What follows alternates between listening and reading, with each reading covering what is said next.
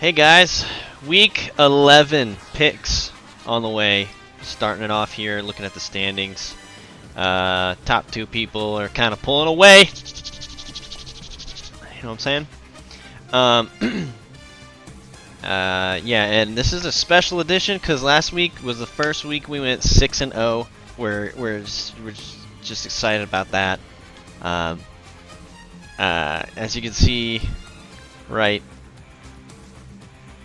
here, my season record is absolutely incredible. 22-8 is pretty good.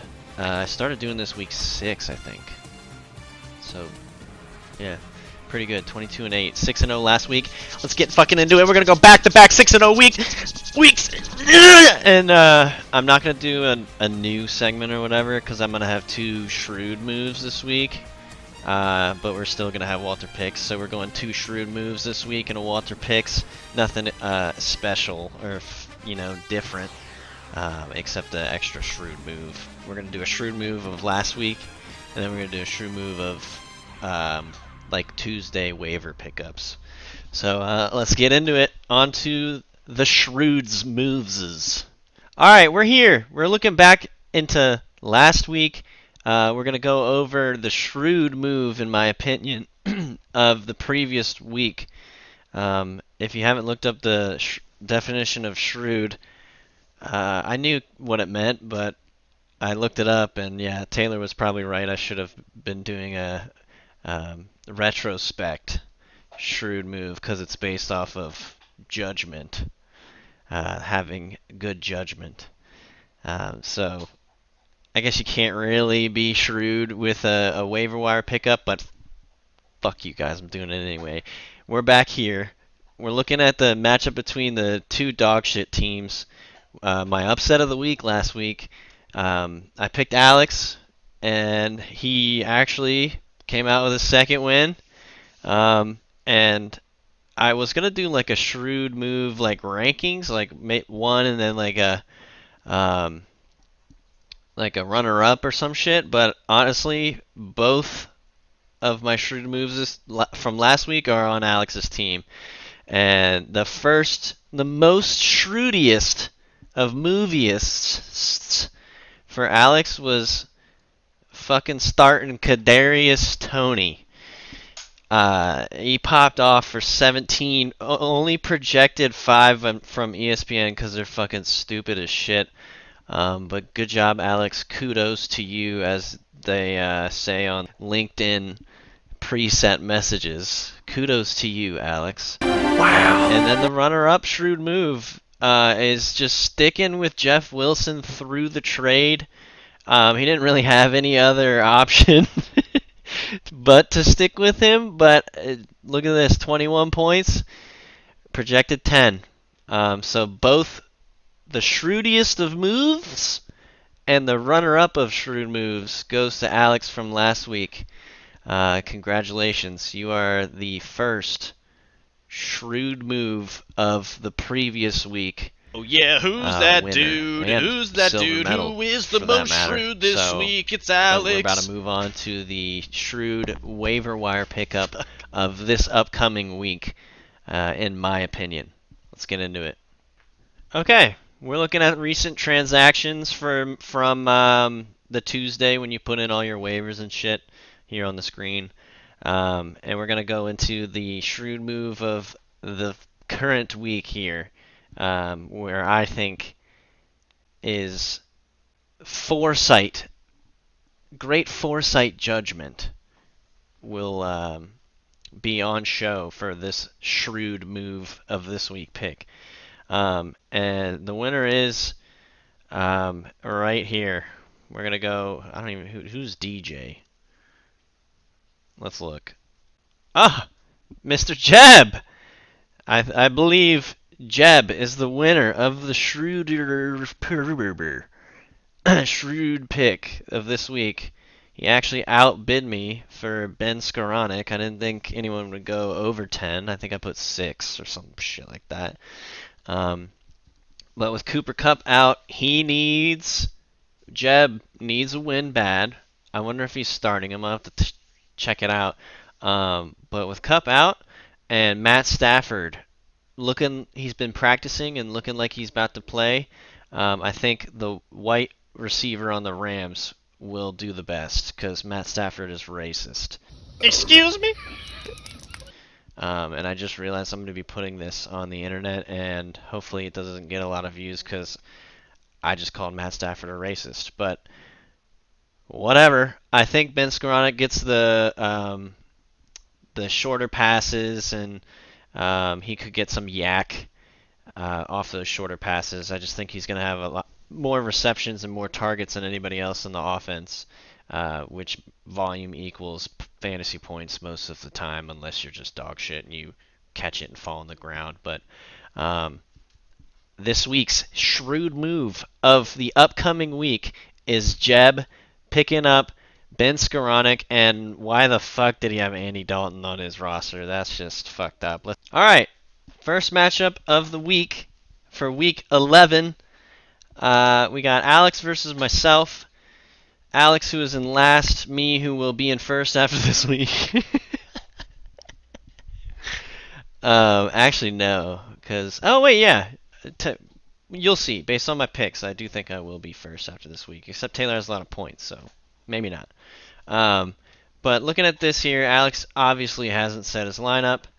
I don't think it matters. I'm gonna win anyway. He's just injured. I mean, who's he gonna put in there? Let's see. Let's take a look. Oh no. Oh, he didn't. Oh no. Robert Woods, Kyle Pitts. Okay, he'll have to do that. Robert Woods, Kyle Pitts, and his flexes. But, yeah. I mean, I can see him maybe reaching like 90 ish. But that's the max. I don't think it's going to go beyond that. And then if you go back and look at my team, once again, I'm picking myself for the like third or fourth week in a row, and I'm on a streak, guys. I haven't lost in a long time. But looking at my team, it's got some two of my best players on a bye here, and my only and best tight end hurt. So I'm losing three people this week on my roster, but hopefully I get these fill-ins: Allen Robinson, Pickens, and Grant Calcaterra. I'm gonna see if I have enough balls to actually end up starting him or not, but and Latavius Murray as well. I've had to plug and play him, but I don't know if I'm gonna have enough balls to start Grant Calcaterra. He's an athlete, and they need an athlete to fill Goddard's shoes. So maybe not this week, but maybe in the future that might be nice. But I have Jawan Johnson as well. I'll have to plug and play him in there, but. Regardless, I'm still beating Alex's team. I'm going to move to 8-3, and if Taylor loses, I'll be tied for first. And Taylor and I will kind of be pulling away from the pack here. So, and it is crunch time for a lot of people. This week is going to almost tell who's going to make the playoffs or not. So we'll see what my picks say is going to happen here in a little bit. But on to the next one. All right, guys, welcome back. This is the second matchup, and I'm standing, so you know what's coming. We got young Walt right here. You can't see him. He's right at my feet. But, yeah, and I'm wearing Cowboys pajamas. Represent. Even though we got stomped last week. I don't want to talk about it. Okay, so we got Scholze and Schnack. I think it's going to be close. If I had to choose, which I don't want to, because I don't know. If I had to choose, I'm probably going with Scholze. Only because Schnack, figure your fucking flex spot out. That is just atrocious. Both of them. You can probably find somebody on the waivers that's going to put up more points than Taysom Hill. I think he's put up like 1 point in the last 3 weeks or some shit. I'm too far away from my screen to go and check. But also, here it is. Walter picks. It's Walter Picks! I'm gonna edit some music in there so I don't look like a fucking idiot just dancing to nothing. Okay, Walter, come on, go to bed. Sit! Blue 42! Blue 42! Blue 42! Walter Pitt! He went right hand again. He's always going right hand. All right, well, Schnack is the winner of Walter Picks. Good job, buddy. You even listened to my Blue 42 cadence. It's like a football thing. You know what I'm saying, buddy? Here, let's show everybody you. Oh yeah! Oh. Walter Picks. All right, guys, what's up? We're here with the third matchup. Oh, that was probably loud as fuck. My mic was right next to my mouth. We got Dan versus Guido. A battle of the 6 and 4s. Huge matchup here. Playoff contention on the line. Check marks are evenly split. And my pick is actually the upset of the week. We're going with Guido Tostitos. It's not that big of an upset according to projected totals. But Guido is my upset of the week this week. Dan has Mahomes. He's got Mandrews back maybe. But just Valdez Scantling practice today, but he's just bad, dude. He's bad. And Damian Harris is bad.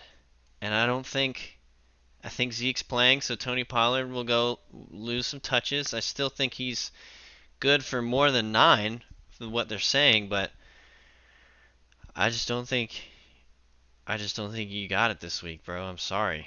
On the other hand, Guido's team, Justin Jefferson is questionable, but he's fine. Ramondre Stevenson is going to take all of Damian Harris's points. He's the better player. Jared Goff is sus as fuck. I don't know what that's about. Michael Carter is going to score probably more than what he's projected. T. Higgins is a huge play. People have forgotten about the Bengals because of the bye week, and the Steelers have allowed the most fantasy points to wide receivers on the outside in the league. 32nd. They are literal dead last. So his 2 combo receiver, Justin Jefferson, Higgins, probably going to give him 50 points in my mind. And he did pick up a tight end, Foster Moreau. I was thinking about picking him up too. But the Raiders are just fucking dog shit, and the Broncos defense is so good. But he does have potential to pop off. I just think right now Guido has a better, well-rounded squad. A few more players that'll like pop the fuck off. Dan doesn't really have like a pop the fuck off player other than Patrick Mahomes and Mandrews. But like Mandrews' ceiling is like this week maybe like 20. Just Jefferson can hit 30, 35 every week. Higgins probably go 25. I don't have to explain myself any farther than that. I'm picking Guido this week, and we are going on to the next matchup. Okay, up next, we have Taylor, who is currently in first place, and Jake, who has a team that is scary as fuck.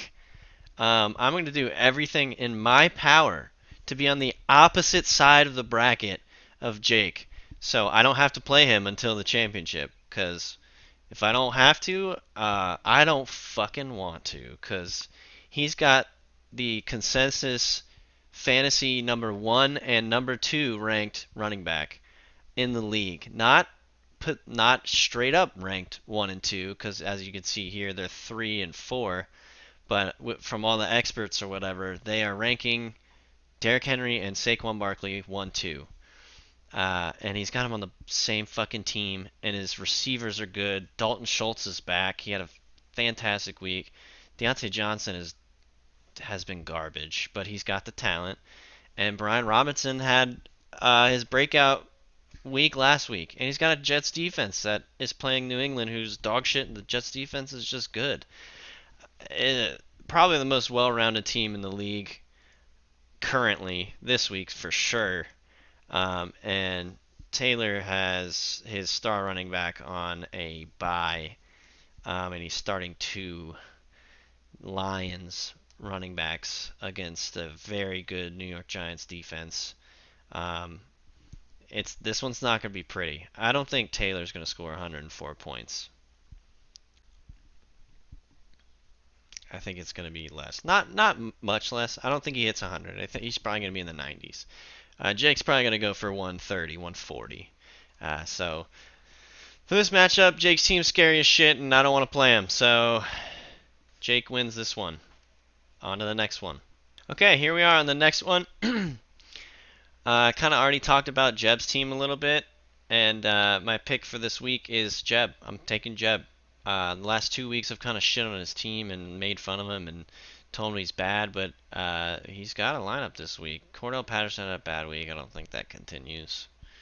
David Montgomery is probably the only body who's going to get the ball in Chicago now that Herbert's on IR. Like I said earlier, Peoples-Jones is a lock for 9 points. Sometimes that's all you need. I think Dulcich, the tight end, will get more targets because Judy's out. And, Sutton will, of course, get more as well. But I think Dulcich will be the receiver of the increase in volume because of that. And that dude's just an athlete. Like, he's good as fuck. I almost traded for him, but I ended up not. We couldn't come to a deal. And he's always got Josh Allen. And Joe Mixon is back. He was on a bye. Like, his team's looking very good this week. Not saying Bug's team's not looking good this week. I'm a big fan of Jonathan Taylor. Maybe not against the Eagles. Kelsey's gonna do well. I hate Al Lazard with a burning passion. Darrell Henderson is bad. Antonio Gibson's not that good. Jacoby Myers hasn't been doing well. So like on paper, he's projected a decent score, but I just hate his team this week. So we're going with Jeb. Oh, Jeb has to do a shotgun. Hey, we might have to. I'm gonna have to hit him up for tonight to do that. I told him already, but I'll have to remind him. But yeah, we're going with Jeb this week. Sorry, Rob, if you're watching this, Rob. I don't call you Jeb, I call you Rob. But everybody else calls you Jeb, so.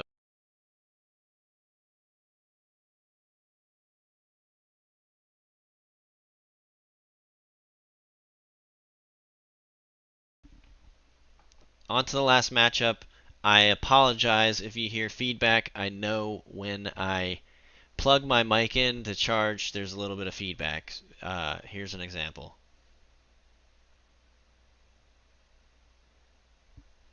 Yeah. So we're going to make this last one short and sweet because there's really nothing to talk about as well, and there's feedback on my mic, so I don't like that. Eric versus Chris here.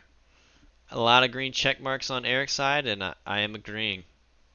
I mean, Chris's team is bad, but I mean they have potential to do well. It's not like he's completely dead in the water in this matchup, but Eric is going to win this. I do think Christian Watson is a bust. That last week was a fluke. They just have nobody there. I don't think Lazard is good. Well, Lazard's not a wide receiver one. He needs somebody ahead of him. Watson's not good. Sammy Watkins has played like trash. Randall Cobb is expected back. Oh, I'm gonna pick up Randall Cobb. I'm gonna go pick up Randall Cobb right the fuck now. So yeah, my pick this week for this one here is Eric, and he's gonna move to 5 and 6 and be right back in the thick of the playoffs. He's gonna have to fucking work for it though. There's a lot of people in that middle area. All right, thanks for watching, guys. But looking back at the standings here to end it off, might be 12 and 0 after this week. In the last 2 weeks, feeling good about my picks this week. Yeah, thanks again for watching. I tried to do this one a little bit quicker. I hope me going back and editing it, it actually is quicker, even with adding an extra shooty booby on there.